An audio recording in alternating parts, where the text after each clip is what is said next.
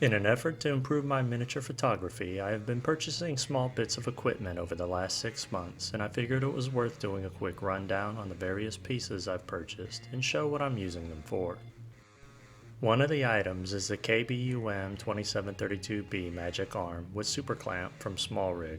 The only thing that comes in the package is the clamp itself, wrapped in some ribbed paper. For this clamp, the screw is used to open or tighten the clamp that is designed for attaching to squared or cylindrical poles.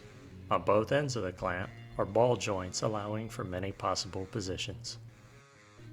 I was a little concerned at first with how loose the ball joints were and was unsure how sturdy they could be tightened or even how to tighten them. In this case, it only took as long as tightening the center wing handle. Tightening this wing handle sets all the joints to rigid. This design makes using this clamp extremely easy, with the only challenge being the need to position everything before tightening the single wing handle. Here I've attached a small LED light, which is exactly what I purchased the small clamp for, as I needed to improve my lighting for photography. Because we're doing a quick review on this product, let's put a little weight on this thing. I reluctantly mount my Canon EOS Rebel T7 with an EF 100mm macro lens with culeado rail and flop it around some.